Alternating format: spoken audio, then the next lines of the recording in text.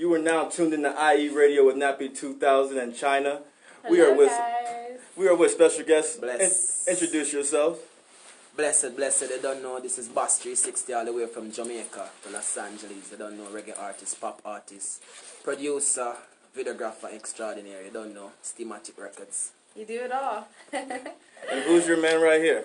Yeah, I'm Ross Kalahari. I'm a selector and a concert promoter. Right now, me and my partner, we're working on an annual reggae concert in Gambia and Senegal. It's the Senegambia reggae concert. Wow. How'd you guys get connected with that one? I used to live in Switzerland. I lived in Switzerland for about 10 years, and I was doing reggae over there. And I came back, and my partner is from Senegal, and said, "Yo, man, we need something in Senegal." So we collaborated and just got it started.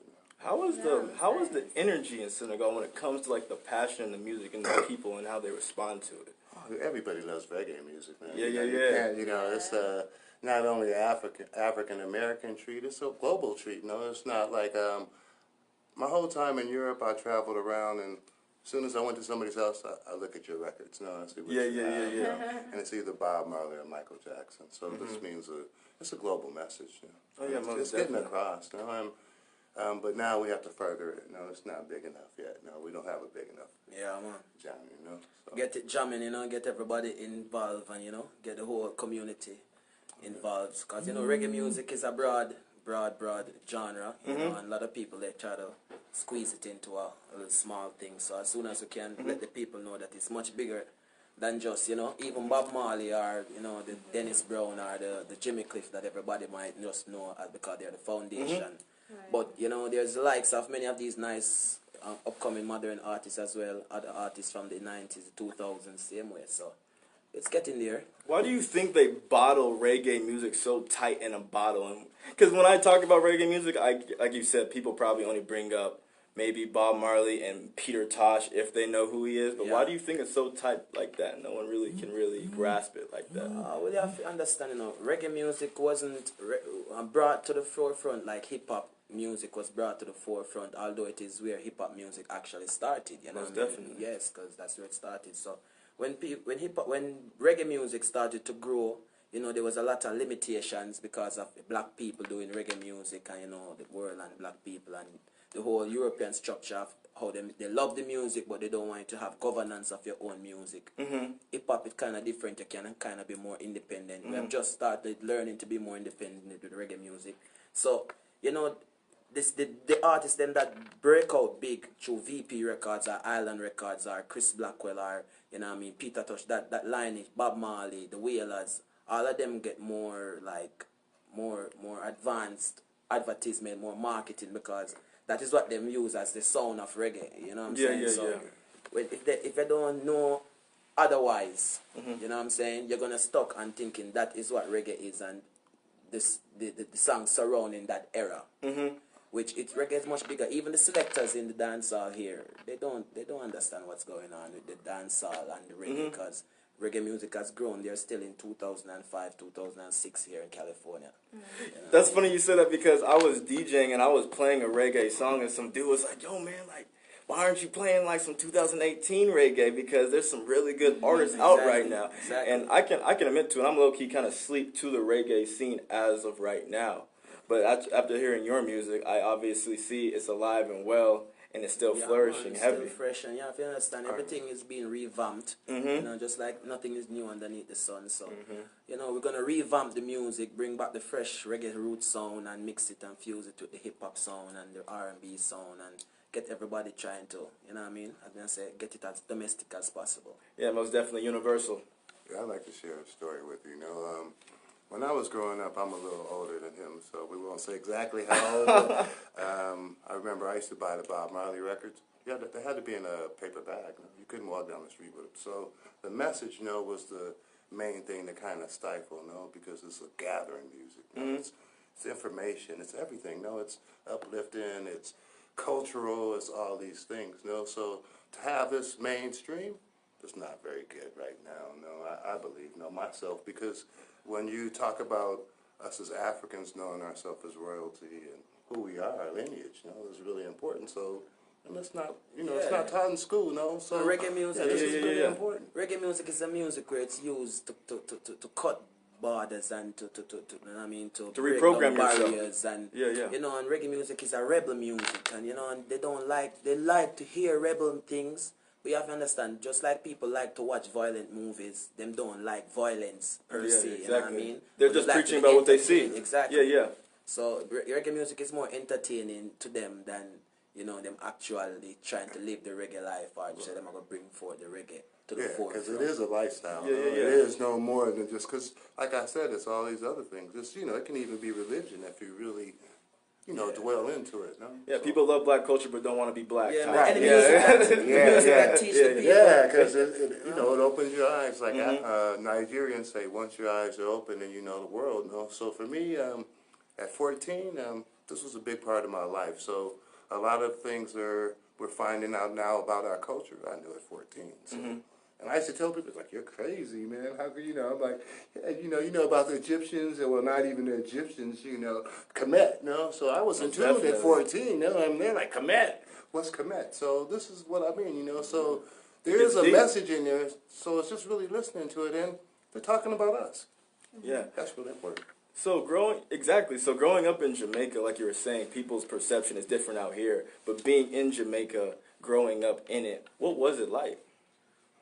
In terms of, I grew up singing not reggae music at first. I started in the church, as most reggae artists started in the church, most singers, because I sing, I rap, I DJ, so, I started out in the church, and then from the church, going to the different parties, and then realizing that I have a voice, a tone that goes with the reggae music, and I like to hear the reggae music. And, in Jamaica, as when you're growing up to say you want to be an artist, people promote you, people like encourage you, You're going to have the ones that say, hey, go sit down and go hold asleep, or, go pick up your book or something, But then at the end of the day, you have a lot of people that be like, yeah, man, touch the stage, man, go on the stage. So for me, growing up, I was a singer, and then doing music, I started doing a lot of pop music even before doing roots reggae. Okay. Because roots reggae is a type of music you gotta learn how to sing roots reggae, because it's not the same. Did your parents show you that, or you found that personally yourself? I got into singing because of my aunt. My aunt is a very good R&B singer. Okay. So after hearing her sing at my graduation at school, I decided that I liked to do singing, but I was also a very academic child, but my family was poor, so I was on a scholarship. I had to keep the scholarship, so I keep a lot of the singing behind the covers, I win a competition one time, a gospel competition, and that kind of get me some exposure, and then from that everybody's like, you don't need to be in Jamaica because the type of music that you're doing is not even reggae, Because I was doing a lot of pop music. So I had to learn how to do the dancehall, and then I met Al Pancho, and then I started to learn how to sing on the third and not just the beat, because reggae music and roots music is sing on the third. You don't start exactly as the beat starts like this, It's a different timing, most definitely. So I got a lot of encouragement. My mother was very good as well, She never discouraged me in anything I did. I was a journalist for a couple of years in the IERadio radio station, so I got to learn the in and outs of the radio station and the whole entertainment industry. I started producing, and then I started singing, on other people's production. Until now, I have my own production, Steamatic Records. Yeah, because I was looking through your bio. You said you started at York Castle High School. Yeah. Talk about York Castle High School, because it seems like that's where like the whole thing kind of really started, like the dream of really going out. York Castle is a school where it's an academic-based school. So the little curricular activities that you got to do, people took them very seriously. I was into 4-H, a lot of environmentalist type of stuff, and then I was doing a lot of music. But then, even in York Castle, I was singing a lot, but then I got so serious because of the whole school thing, and my mom telling me that I gotta make sure I get this shit done, you know what I'm saying? So at the end of the day, I had to I was singing, but I wasn't trying to be a musician, You were just dating I could it. sing. I went to the choir and tried out for the choir one time, and then they chose. It went down to me and another guy he could sing as well, and we went up, and the school said me. But the teachers chose him, so I kind of shut down after that and be like, hell no, I ain't gonna sing for none of y'all, I'm away. So I left school. I remember I graduated, and I went, after graduation, I went to the store, got my ear pierced. Because that was like a thing, like I'm done, I'm going to get my ear pierced and I'm going to start Like my the music. one ear pierce? Yeah. I get my one ear pierced and then I got the other one pierced after. So it was like, that was the starting step for me. All right, I'm going to go into the music. People started to realize that I was doing music. A lot of people were shocked because people think I was going to become this doctor or pilot. But then I was telling myself, man, music needs intelligent people as well. You know, you don't just want, you're just a musician because there's nothing else to do. No, you want to make sure that it's a life choice, and you know you have knowledge to teach, you have something to bring forward, and not just anything because you have nothing else to do and nothing else works for you. You know? Yeah, most definitely. Like what we were talking about earlier about the people who say they're artists but really aren't artists. You know what I mean? We make things acceptable that shouldn't be accepted. But you know, as we're going through this life, we just have to make sure that we keep true to the content that we put out. Yeah, man. You know, you have to true to it, man, because the content is everything. Because you know the children are the future, and it starts by you giving out the message in a wrong way, in a wrong medium, in the wrong content. You know, everybody's going to grasp the message and get it in the wrong way, because information can be double-sided. You know what I'm saying? So you have to be careful how you gather information and how you actually release information. Because the kids them watching, everybody's watching. You know, the internet is so. You know, the social media thing is popping right now. Everybody's trending right now. You say something, it gone. You know, everybody just gone with it. So you have to even be careful of rumors nowadays. It's not like before where you say something and I mean, next year you hear it in a different country. You say something now, next 5 minutes it's everywhere. You know what I'm saying? So, man, it's crazy, man. So you got to be careful as artists what you got to put out there. You know, you got to make sure you're teaching a message. Got to make sure you have something that is going to live on, and I try to do lifelong music and not just something we just quick and go, you know? You don't make microwave music, you know? That's right. I'm glad that you brought that up, because you have a song called Fatherless, and we were talking about how there's a lot of people, or a lot of male figures who are like underneath probably like 18 years old who don't have a father, you know what I mean? They're with mothers. Shouts out to the woman out there still hustling with their children, but it's so important to have that male voice in the family, you know? It's the glue, it's the person that can lead that man or that boy to greatness, you know what I mean? Yeah, man. And it's important that you make music like that so people can be like, yo, like, maybe I should take my kid to the park today. I need them to take the music seriously so that they can take them life seriously, because, you know, it's the message and the frequency. Sometimes people don't get the information. When you talk to them, it's like you talk too much. Them receive it better when you sing it to them or DJ it to them. In a frequency, it's all about frequency, you know. You put it in a different frequency, people understand it and grasp it more. So I'm trying to put the message into a frequency where the people will understand what I'm saying, you know what I mean? Too much fatherless people. Myself, my dad, I don't know where he is, you know what I mean? He's somewhere alive in the world, and give thanks for what him do, while him do what him do, you know what I mean? But at the end of the day, him leave while my mother was pregnant, and so much other fathers are deadbeat like this, where I have 2 daughters in Jamaica, and I have to hustle every day to make sure that they are okay, and I could never sleep knowing that they are not. So you know what I mean? When I hear about fatherless kids, it hurts in the heart, because I know exactly what it is, because I am a fatherless kid. And you know, I had a stepfather along the way, but you know, stepfather still cannot fill the gaps sometimes, because you see another child with his real dad. You wonder how it would be if you had your real dad, you know. So at the end of the day, I just give thanks for the fathering that I got. You know, although my father wasn't there, my actual father wasn't there, but I got fathering from many different people. And you know, I'm just want to spread the message that even though you're fatherless, you know, you can still make it. I'm going to try to beat the deadbeat daddies them in them head same way. You don't know, because we're not taking a talk.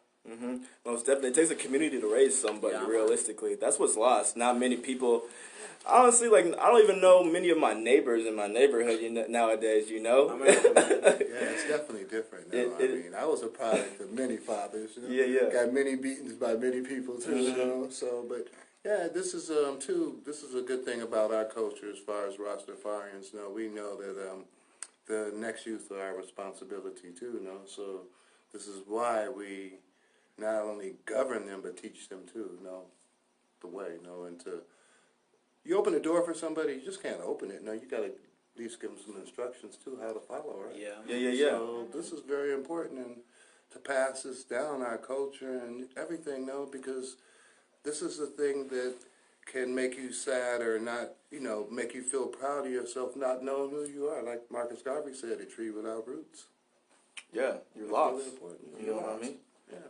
So my equivalent to that, no, when I was in Switzerland, and I look back on America, I say it's a lot of lost Africans in America, though, which is true because the culture is very important, and this is the one thing that they're hiding from us. No, you can look at the simple thing, like look at a $2 bill. You know, one of the first black presidents is on the $2 bill, but it's not taught in school, right? Yep. What's his name again?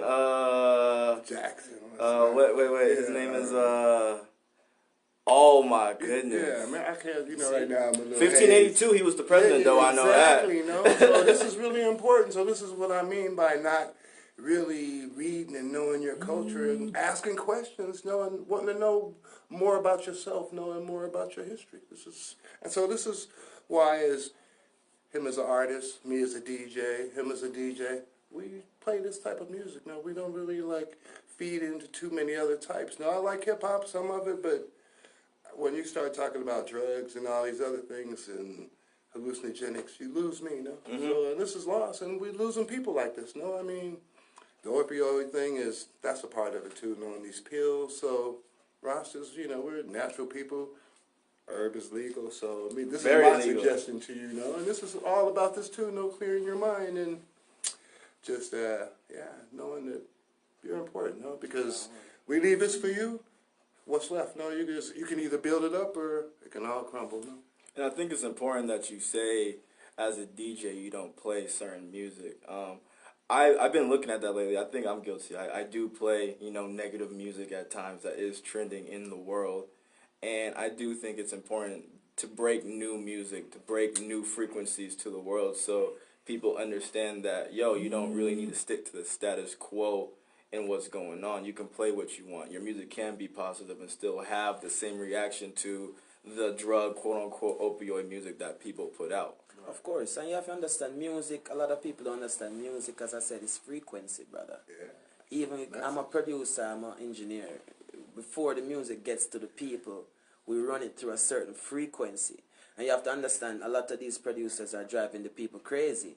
Yeah. They're putting it in the frequency that drives you crazy. The A-tempo. You got me? Yeah.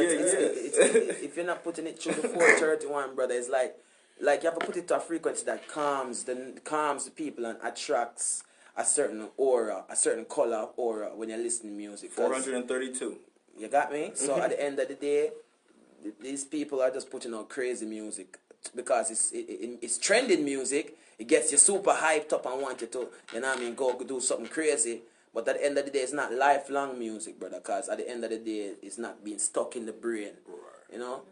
When you hear a song from the Manhattans, people may not even know who the Manhattans are. But you know what the Chinese you know that song. That song. Yeah, I can say you hear it, whether you like slow music or not, you're going to rock to that music because it's lifelong music. So it's not because it's R&B, but you have a lot of reggae music that's lifelong as well.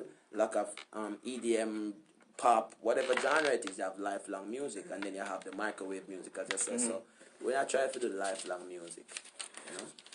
So when you graduated high school, you joined a group. Several groups, you said. Yeah, man. What did you know those people from high school, or did you meet them once you graduated high school? I haven't done music with anybody that, as I said, my school was more of an academic type of school where you just make sure, people didn't even know I was branched to music because I said I was on a government scholarship right through high school, so you had to maintain a certain average, and you know what I'm saying.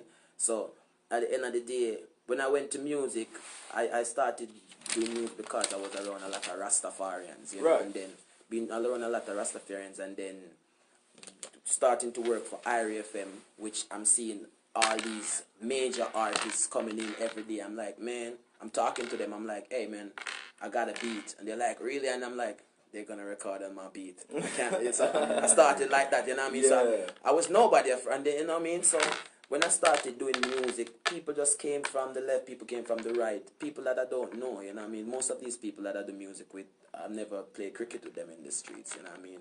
We just come together through the energy and the magnetism of Jah himself, you know? When Jah want good people around you, him send good people to you because you're not really seeking and searching for negative, you're seeking for positive. So you know, a lot of people come and go. You know, you have to filter through the people that, you know what I mean, come in your circle and try to keep a circle as small as possible.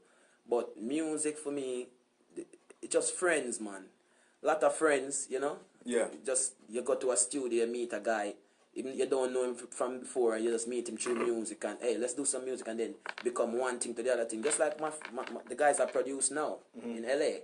I didn't know them before I came to LA, and I came to LA to do an album with another guy, potentially to get it for Warner Brothers. You know what I'm saying?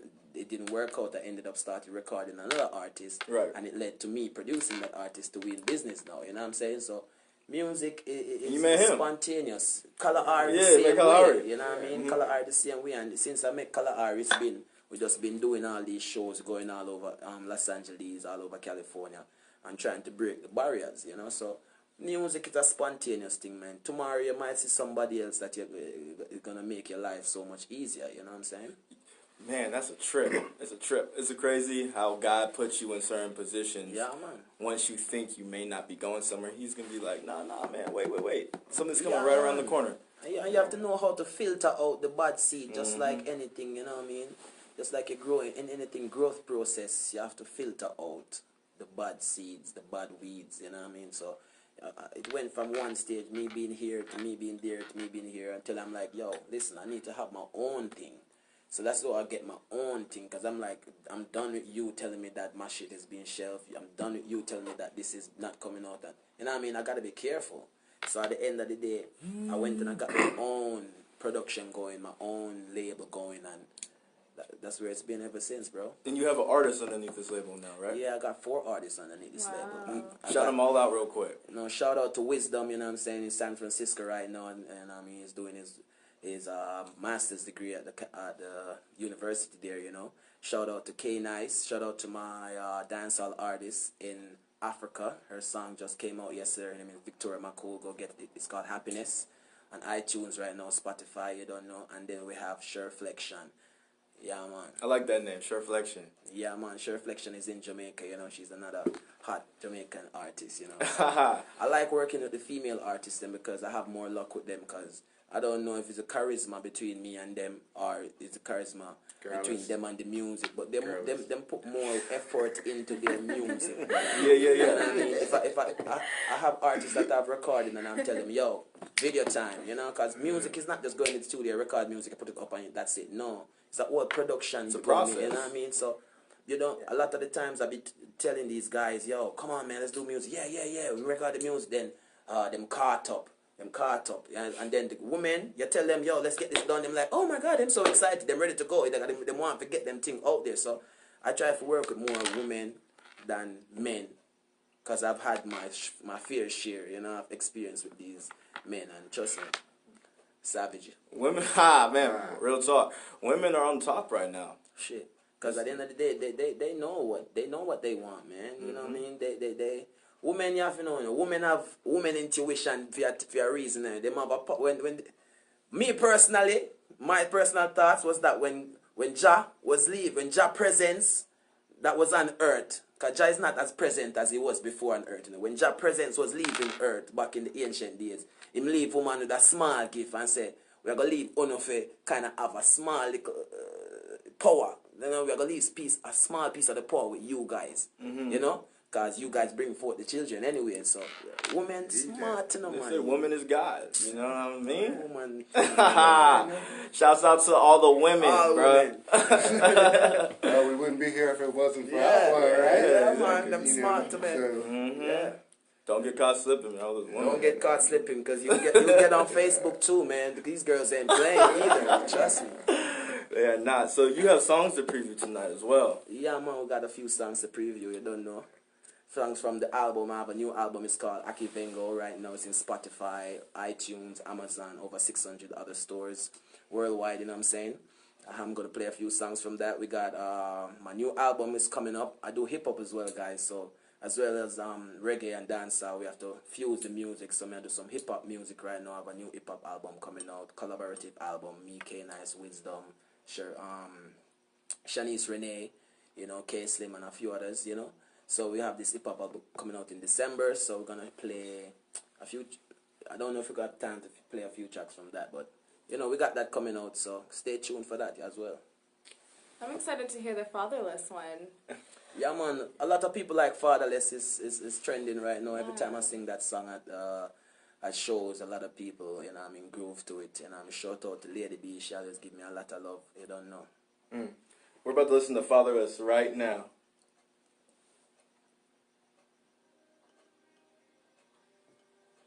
You are now tuned in to IERadio with Nappy 2000 in China.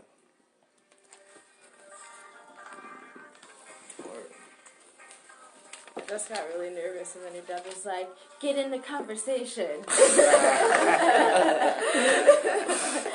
He's like, "Even if you have to bulldoze your way in." That sound a little bit better. And watch the S word. You drop shit a few times. Careful with that. Experience. I didn't even realize. Yeah, we were just flowing. Yeah. See him drop it a few times. What's the what songs do we have? We have Fatherless and We got Fatherless, we got Reggae Roma, and Baby Where You Come From. which one you want next? You can play Baby Where You Come From. Baby, Where You Come From? You have a really nice sound. Baby Where You Come From? Mm-hmm. Okay. You want me to go right into it, or you want me to go back to you guys and then play it? Well, want to tell him sorry about the video is about to come out. Yeah. So We'll come back so he can talk one more time, and then we'll close it out with his last two songs if we have the time. Okay. I'll play Baby Where You Come From for sure. If we have time, I'll play that. All right, for sure. Okay. Who's this guy you were talking about? Right here? Yeah. Oh, okay. He was trying to get his artist, too, to come down. Oh, yeah? Yeah, to the show. He just hit me up. He's bad. Really? I didn't know that. Crazy. Okay. I'll be reaching out. I was like looking at him, I'm like, I can't believe you made that beat, man. That beat is way bigger than you, bro. That's funny. Well, now she said there's a lot of music bigger than a lot of people. Yeah. Yeah. Of course. Like the other day I had Dirty Bird. Oh, Dirty Birdie? Dirty Bird that did the 50 Cent songs. Oh, okay, yeah, I know what you're talking about. You go in the loop right now, and I'm like, man, I can't believe that homie did that shit. You know? I mean, like, wow. Yeah, when I see some of the whole lot producers, it's crazy to see some of the people who made it. Yeah. I would never suspect. Like you think you have a bigger image of them, you know, and when you see them, you're like, oh, okay. 30 seconds. 30 seconds? It's that marketing thing, man. We were just talking about when your first, like the gospel thing, your first political thing, your politics dealing with music, the first Oh, Nick. as a youth, Continue the instrumentals once we go back on. Play the instrumental off the DJ program when we start.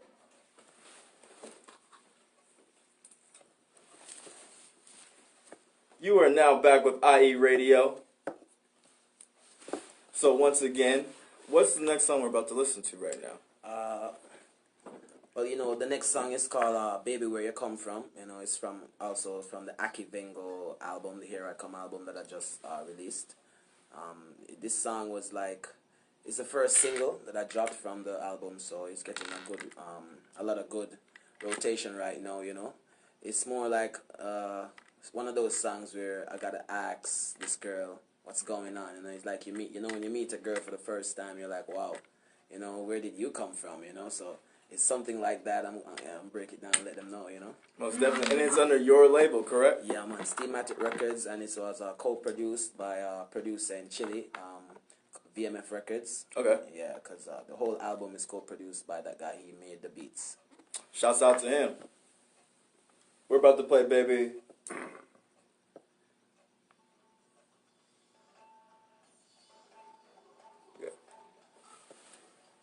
Can't really have headphones. I didn't really know if the song came on when I was talking or not. This one getting a lot of plays right now. I'll shout the sponsors out then. I think I've heard Fatherless before. Yeah.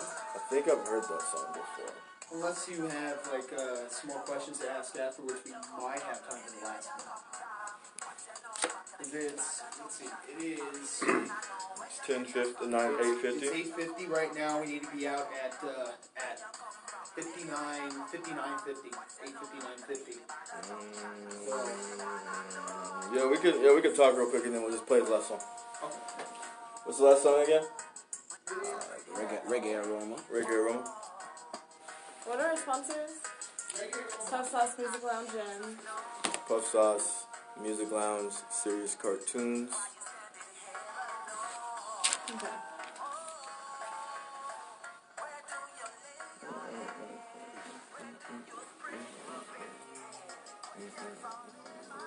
Am I saying it after the last song? The last 2 minutes. I'm also gonna give our Gmail Okay. too for the booking. Okay.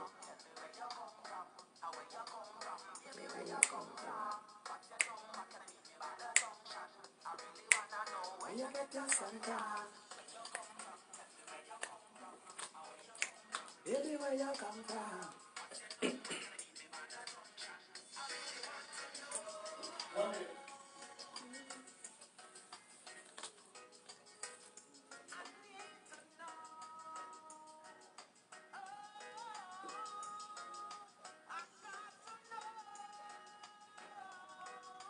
Do they still do the Bob Marley days out in Long Beach? Do you remember those? Mm-hmm. It's not like considered Bob Marley Day anymore, though, right?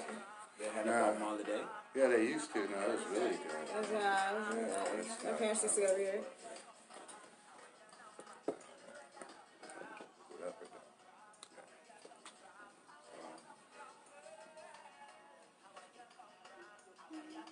And now they think they do like a little, like Queen Mary, right? Do they do something like that? Yeah, but it's not like it's nothing like it. used to Yeah, it's like Yeah. way smaller. You are now tuned back in with IERadio. I'm Nappy 2000. This is China. One thing I really like about your music is that you're a really positive role model for the people when you're talking in your songs. Like we were saying, we're not just putting out any type of music.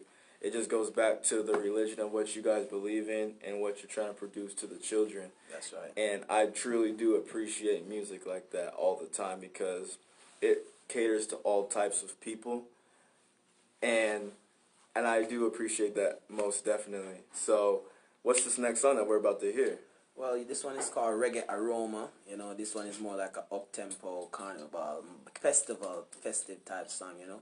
Because, you know, I had to make a few songs for when I'm ready to go touring in South America. You know, some jump-up songs. So this one is called Reggae Aroma. Reggae Aroma. Yeah. What is the reggae aroma? Is that what You know, aroma having to do with the scent, the sweet scent, you know, and so I'm saying this, here comes the sweet scent of reggae coming down the road. So it's basically a song I crafted around, you know, the whole setup of dancehall, from the chop to the sound setup to the people dancing, the drinking, everything. So, you know what I mean? It's Don't reggae let aroma. The festivities of Yeah, everything. man. Reggae aroma.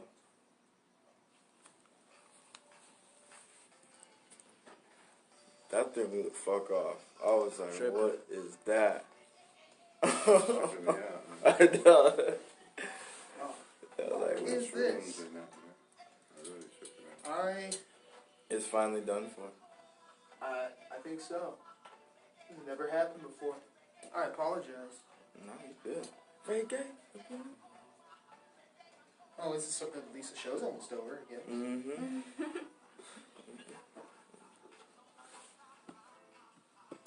There we go. Go, wait, cut.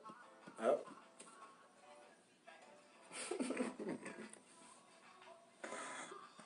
Poltergeist.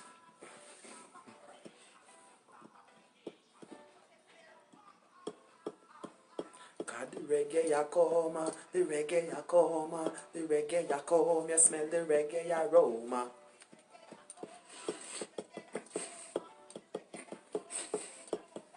The reggae room, man.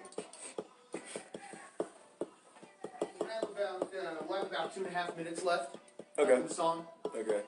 Yeah, you can just give out your guys' social medias, your record label, the artists you have, any shows you guys have. Shout out anything you want. Alright, no problem. And then, yeah, we'll wrap it up. How many minutes do we have after? 2. Do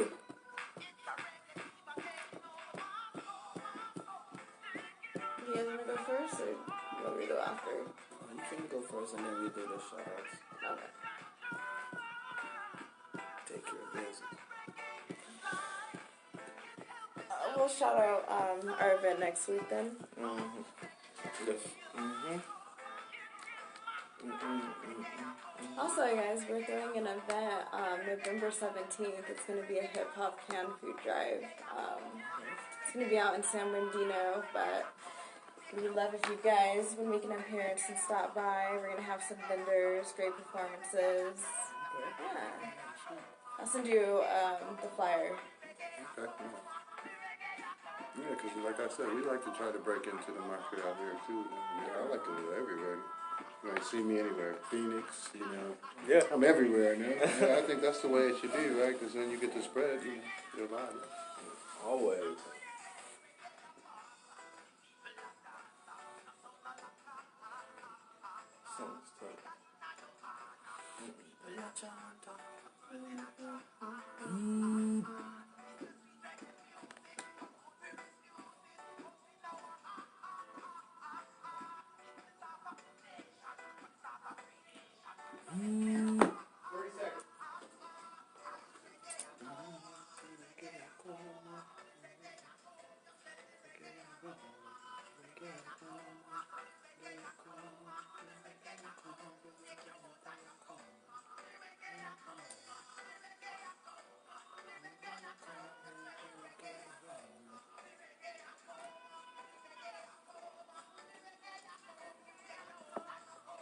That one your name flick. Once again, that was the Reggae Aroma by Bas360. You are now tuning to IERadio. Thank you for tuning in every Tuesday from 8 to 9 p.m. Once again, shouts out to our sponsors. Puff Sauce, the Music Lounge, and Serious Cartoons and Records. And then also, you guys, if you guys are interested in having a song played on the radio or also looking to get an interview, please email us at ieradio909@gmail.com. And don't forget, we are having a show November 17th at Serious Cartoons and Record Shop, the only record store in San Bernardino. Actually, in the Inland Empire, there's only 2. So please come through. It is a canned food drive. We are giving out these cans to the people during Thanksgiving for all the homeless and the people who cannot afford it. So please come to this community event that we are throwing November 17th at Serious Cartoons and Records. There's also going to be a lot of cool vendors and really good performances. A lot of the guests that have previously been on the show. So stay tuned for that. And once again, thank you for coming on, man. Yeah, man, you don't know. Yeah, it's a pleasure. You don't know, I gotta let the people know that, November 30th, we're gonna be at the Peppermint Club in West Hollywood, come see Bas360, Mo Spawn, and, we're gonna be back by Kalahari, so come out November 30th, we have tickets for sale online, Eventbrite, check it out on Facebook. You can find me on Facebook, Bas360 Music, find me on Instagram, Bas360A, Twitter, Bas360 Music, go to my website, Bas360music.com. Shout out to all the people out there, shout out to Kalahari, DJ Charlie, Rome, big up your damn self, Lady B, Jamaica, the whole world, California, Al Pancho, the whole world, man, big up your damn self. IE, thank you for staying locked, you know what I'm saying? Thanks for the opportunity, KCAA, right here, right now, and thanks for the show. Thank you. You are now tuning in to IERadio with Nappy 2000. And this is China. Stay tuned every Tuesday. Peace. Attention business professionals. Good. That was nerve-wracking. I was like,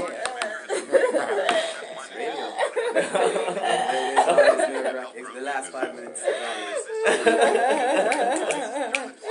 And too fast. Largest mix on Tuesday, November 13th. That was From 4 good. to 8 p.m. at the Riverside Convention Thank you Center. guys for locking and stocking. You don't know. For more information, visit We're there. iemixer.com. Bas360. Go and follow me on Facebook, guys. Get the new album. It's called Akivengo right now. You know what I mean? This is Rascal Ari. This is your boy Nappy. What's good? And your lady of the night. See you soon.